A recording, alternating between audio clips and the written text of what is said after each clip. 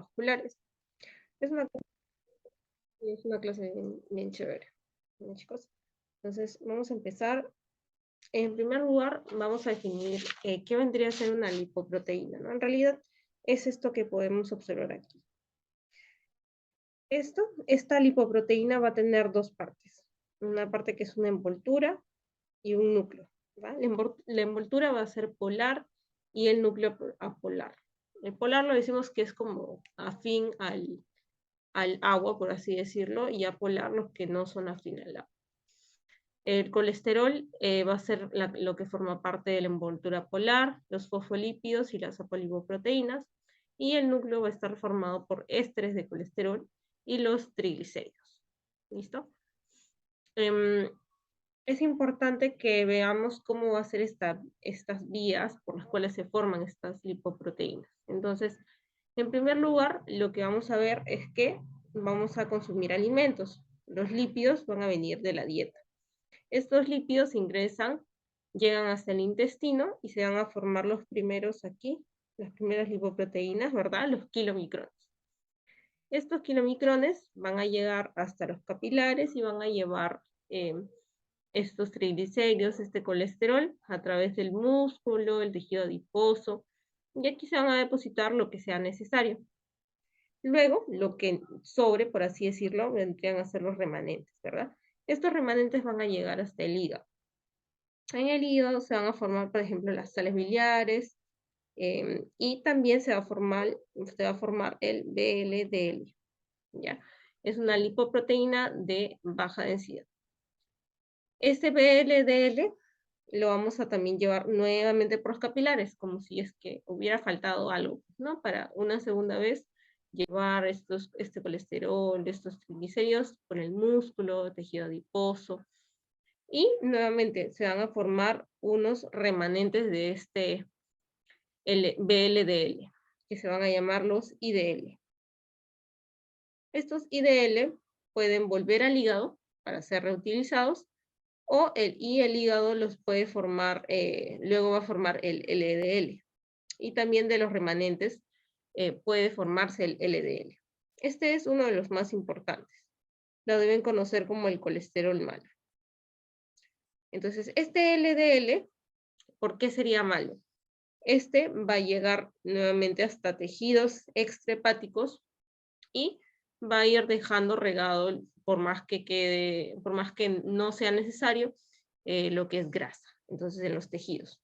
Bien, ¿y qué es lo que ocurre? Que el LDL, que es este de aquí, que es llamado colesterol bueno, es como un carrito de estos basureros. Entonces este HDL lo que hace es recoger la basurita que dejó el LDL. Entonces el LDL deja regado por los capilares la grasa que quedó remanente. Y el HDL lo recoge. Entonces, el LDL lo que se encarga es de llevar los lípidos del hígado hacia los tejidos extrahepáticos. Y el HDL de recoger estos lípidos de los tejidos extrahepáticos y devolverlos al hígado. ¿Listo? Entonces, ambos tienen dos funciones totalmente inversas, ¿verdad? Y es importante que recordemos también que el transporte de lípidos se va a dar de esta forma, o qué es lo que transporta cada uno de de estas lipoproteínas. ¿Ya? Y lo vamos a poner en rojito para que no se olviden. Los kilomicrones transportan principalmente triglicéridos. Pero habíamos visto que son los triglicéridos exógenos, o sea, lo que nosotros consumimos de la dieta, ¿sí? Son los triglicéridos exógenos. Eso transporta. El VLDL, lo que va a transportar también son triglicéridos en su mayoría. Triglicéridos. Pero la diferencia es que va a llevar los endógenos. Los endógenos. Estos de aquí, ¿verdad? Los que se formaron ya dentro. Luego tenemos al LDL, o lipoproteína de baja densidad, que va a llevar principalmente colesterol. Como les decía, del hígado, ¿verdad? Aquí está el hígado, más o menos. del hígado a los tejidos. Y el HDL, que es el colesterol bueno, va a llevar colesterol, pero de los tejidos al hígado. ¿Ya, chicos? Va a ser lo contrario. Listo. Eso es lo más importante, que no se olviden de eso. Entonces, ya sabiendo ello, vamos a hablar de lo que vendrán a ser las dislipidemias. Una dislipidemia va a ser una alteración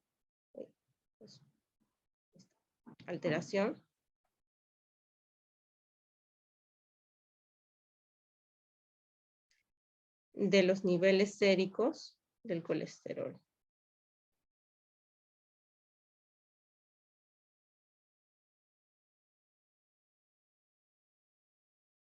Y también de los triglicéridos.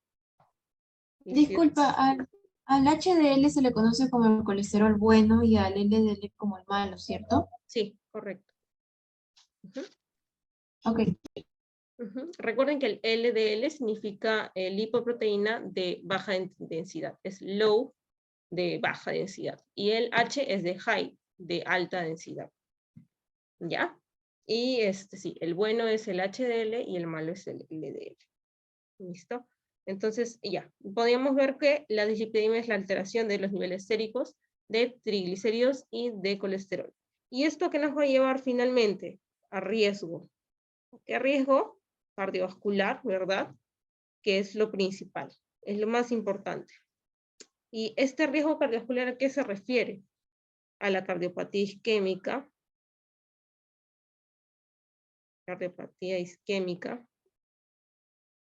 a la angina. Disculpa, ¿dice Sí. alteración de núcleos o no leí? Alteración de los niveles.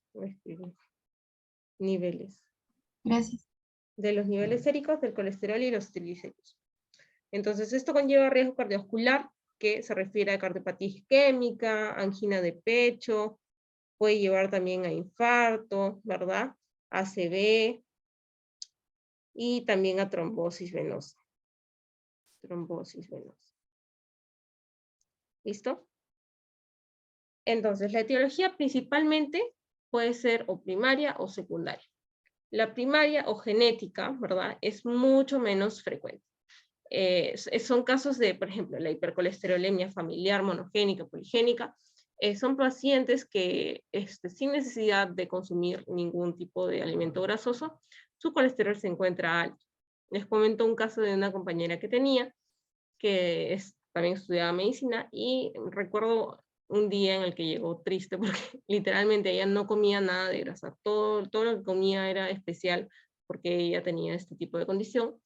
Y nos comentaba que su colesterol había salido cerca a 400 y sin necesidad de que ella consumiera ningún tipo de alimento grasoso. Entonces, esto es bastante triste porque estos pacientes sufren bastante de enfermedades cardiovasculares ya en la adultez y muchas veces no hay mucho que se pueda hacer. También tenemos, por ejemplo, el déficit de la ApoB100, hiperlipemia familiar combinada, etc. ¿Ya? Y una que es solamente de hipertrigliceridemia. Pero lo más frecuente que vamos a poder ver es la secundaria. ¿A qué? Al sedentarismo, sobre todo al estilo de vida del paciente, ¿no? Que consuma una dieta muy alta en grasas saturadas, colesterol, grasas trans, que también el paciente tenga otras comorbilidades. En realidad, todo esto está relacionado, ¿no? La diabetes, la hipertensión, enfermedades como renales o cirrosis también pueden tener ahí que ver bastante, y fármacos como los glucocorticoides, que a la larga nos llevan a una dislipidemia, las tiazidas, beta blocs y retinoides. ¿Listo? Esto es lo más frecuente, la secundaria. Luego tenemos unos tipos en los cuales lo podemos clasificar. ¿Ya? La hipercolesterolemia, que va a estar caracterizada, y aquí no se vayan a olvidar, por el LDL mayor de 130. A eso lo llamamos hipercolesterolemia. La hipertrigliceridemia es los triglicéridos por más de 150. ¿Listo? Una dislipidemia mixta sería el aumento del LDL, que era el malo, ¿verdad? más un aumento de los triglicéridos, más una baja del colesterol bueno, HDL. Esa es la dislipidemia mixta. Tiene los dos que son, por así decirlo, malos, ¿no? Los triglicéridos y el LDL, y bajo el HDL, que era el bueno. Y tenemos un tipo especial en el cual se llama hipoalfa-lipoproteinemia, en el cual solamente está bajo el HDL. En el caso que sea una paciente mujer, este debe estar menos de 40, y en el caso de que sea varón, va a ser menos de, perdón, si es mujer es menos de 50, y si es varón, este va a ser menos de 40. ¿Listo? Esas son las 4 clasificaciones que podemos tener de dislipidemias. Algo también importante que ha venido en una pregunta de examen, que en realidad solamente es memoria, porque esto no es algo que les vaya a servir para toda su vida, es que hay diversos fenotipos genéticos, ¿verdad? En los cuales podemos ver o podemos clasificar a los pacientes, ¿ya? Y el más frecuente y el que preguntan en su examen es el fenotipo 2B, en el cual va a haber un aumento del VLDL y del LDL, ¿ya? Es aumento de esos dos. Es lo más frecuente. En realidad, el tipo 2 es lo más frecuente. Si les preguntaran, les ponen solamente del 1 al 5, ustedes marcan 2. Pero si les marcan de todos y les ponen el 2A y el 2B, el más frecuente vendría a ser este, ¿ya? Donde está elevado LDL y VLDL. Nada más. Es solamente un poco de memoria para esa pregunta. ¿Listo? Acerca de su riesgo, el riesgo cardiovascular del cual estábamos hablando, que va a predisponer a los pacientes que tienen dislipidemias, podemos ver ciertos factores de riesgo que podemos modificar, como aquellos que no podemos modificar. Dentro de los no modificables vamos a tener al sexo. Sabemos que los hombres son quienes tienen mayor riesgo cardiovascular hasta los 50 años. A partir de los 50 años se iguala el riesgo entre hombres y mujeres de presentar algún evento cardiovascular, ¿ya? Sobre todo por la baja de estrógenos debido a la menopausia en la mujer, que vendrán a ser cardioprotectores. Listo, también es importante la edad adulto mayor, ¿no? Los adultos mayores siempre están predispuestos a un riesgo cardiovascular, justamente por su edad. Sabemos que todos los sistemas se van a desgastar con el tiempo.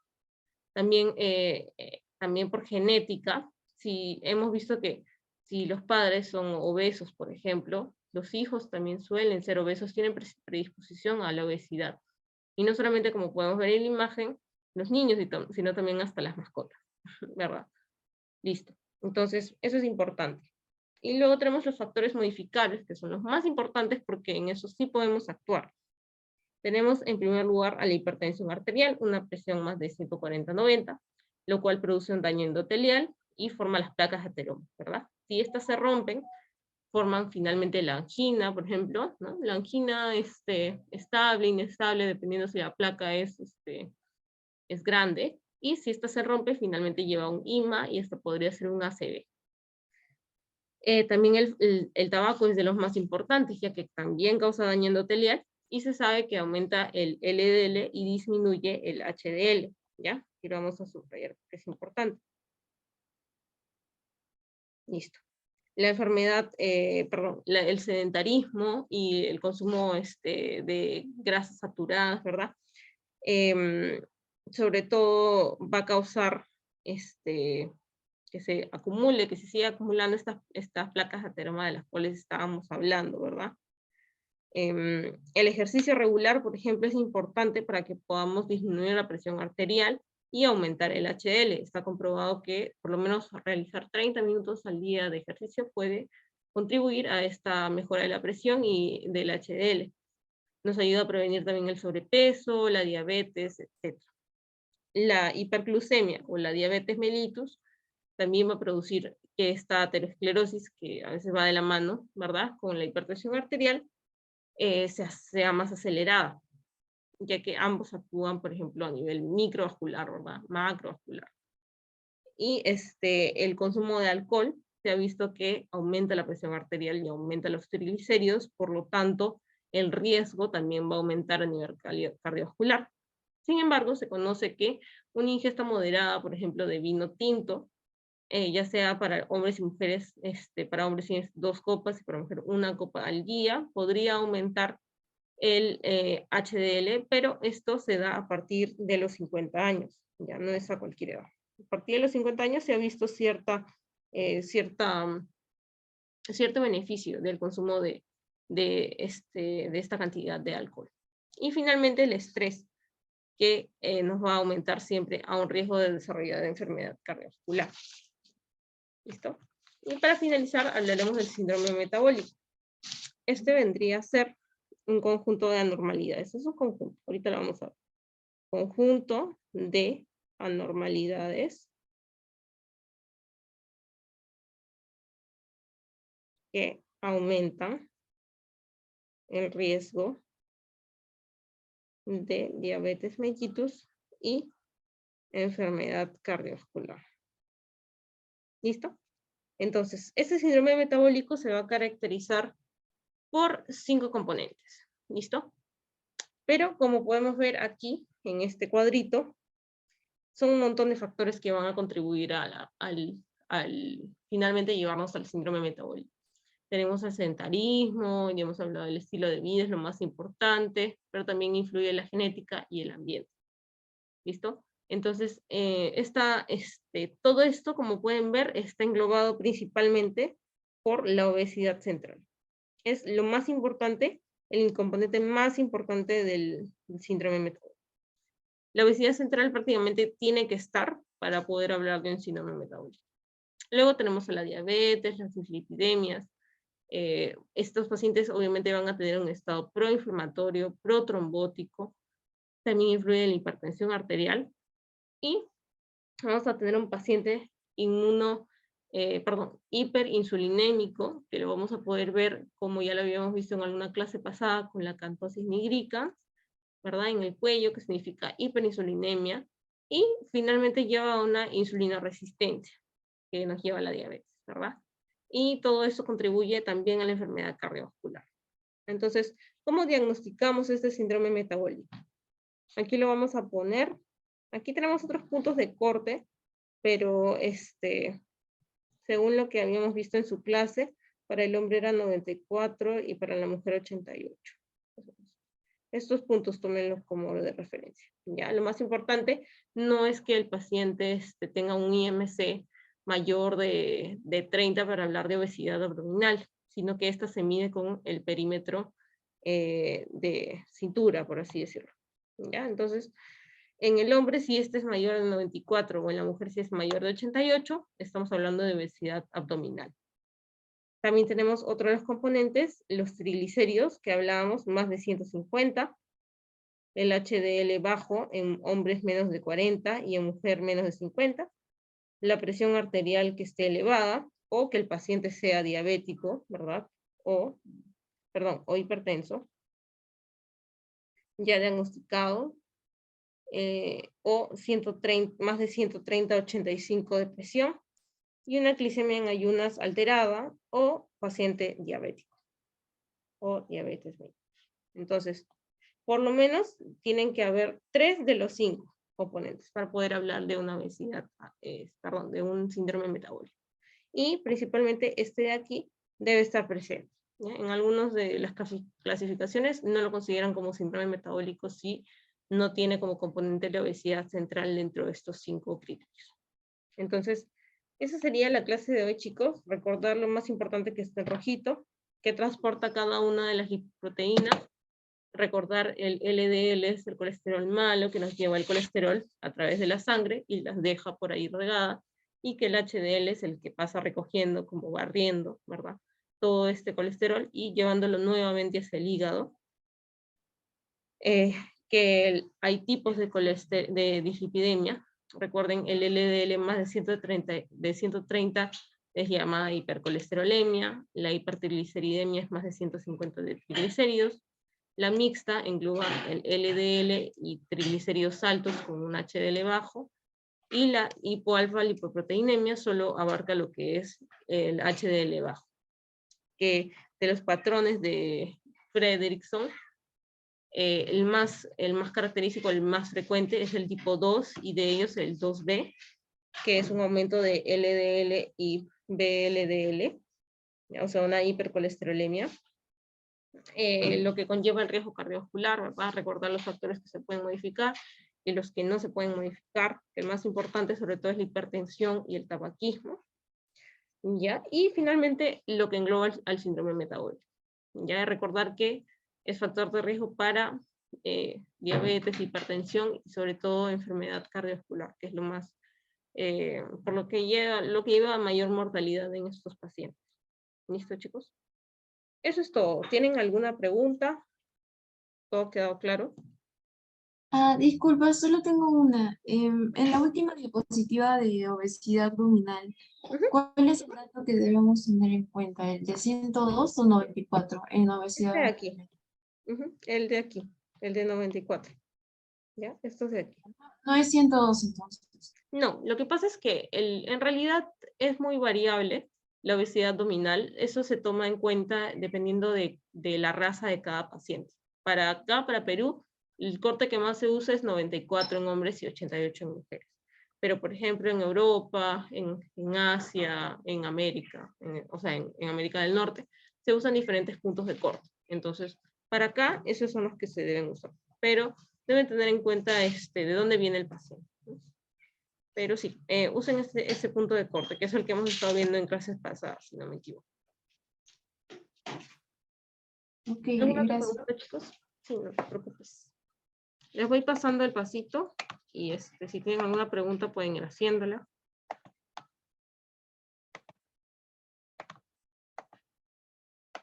Listo. Entonces vamos pasando el pasito y tienen 4 minutos para terminar.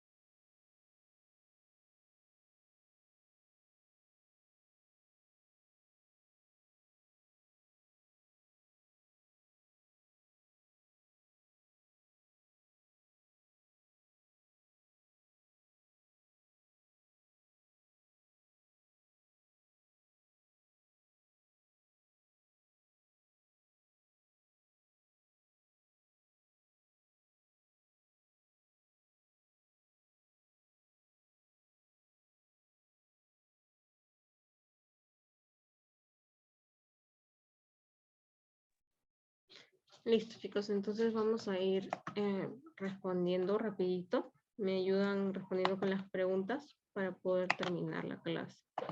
Para ver si ha quedado claro. Yo creo que sí. A ver, la primera pregunta nos dice, ¿usted tiene un fumador activo o pasivo? Sabe que esto ocasiona daño de las paredes internas de las arterias y produce un incremento de y reduce los niveles de. Ya, chicos, ¿qué es lo que hacía el tabaco en el cuerpo? La B. Ya, la B. Aumenta el LDL, ¿verdad? El colesterol malo. Y reduce el nivel de HDL, que es el colesterol bueno. Muy bien. La 2 nos dice, ¿cuál de las siguientes lipoproteinemias de la clasificación de Fredrickson es la causa más frecuente de dislipidemia? La 2B. Muy bien, la 2B. El criterio más importante para el diagnóstico de síndrome metabólico, ¿cuál sería, chicos? Obesidad central. Muy bien, la obesidad central es lo principal. Y finalmente, un paciente fumador de 60 años que en su perfil encontramos LDL en 180, triglicéridos en 200, HDL en 30. ¿Cuál sería el diagnóstico de este paciente? Dislipidemia mixta. Muy bien, entonces creo que sí ha quedado claro. Está fácil, chicos, es una clase cortita y es bastante rápido. Listo, chicos, no sé si quedó alguna pregunta, alguna duda. ¿No? Ya, parece que no. Igual recuerden cualquier duda que tengan sobre el curso, sobre cualquier cosa que necesiten, pueden hacérmela por WhatsApp. Y bueno, eso sería todo por esta semana. Y cuídense mucho, que tengan bonita semana.